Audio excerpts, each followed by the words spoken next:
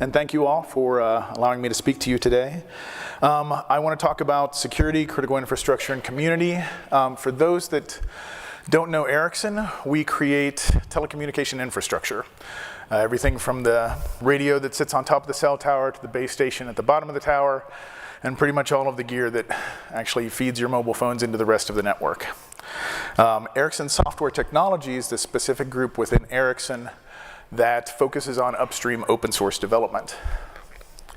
And I want to talk a little bit about just the impact of open source. Really nascent in 1991 when Linus started Linux.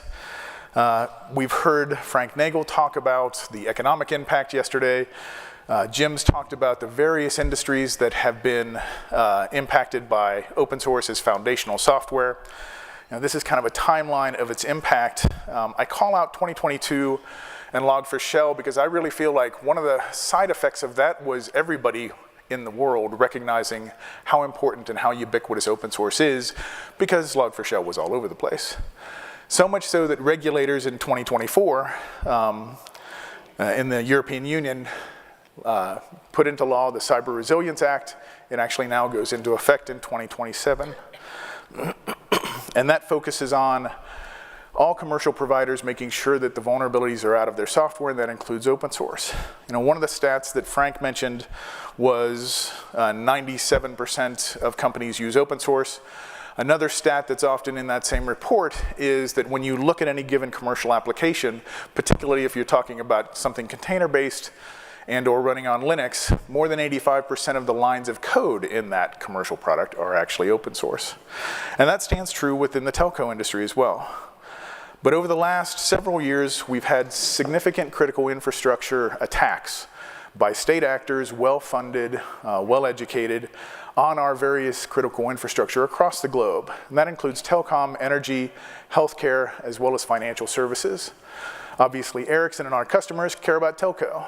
And in 2024, a project called Salt Typhoon from bad actors attacked networks across the world. They affected the USA in particular, and this allowed those attackers to get geolocation information,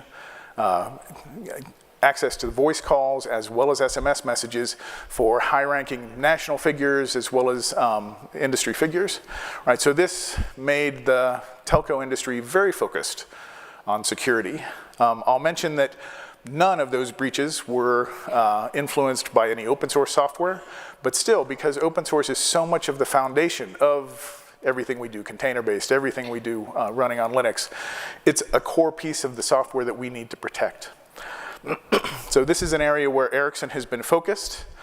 In 2024, if we look at the CNCF ecosystem, we touched 106 projects in 2024. That number is now up over 115, focused on fixing CVEs. We merged 73 direct CVE fixes. We bumped 919 dependencies across our dependency tree to get rid of CVEs, and our group did 3,800 different PRs, also working on security-focused things.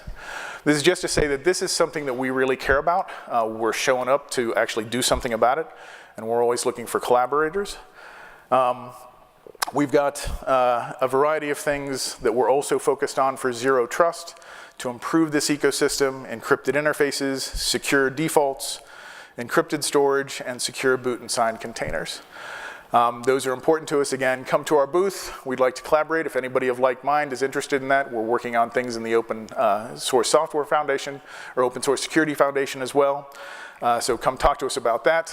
In addition, we're hiring. We're continuing to expand our Linux team.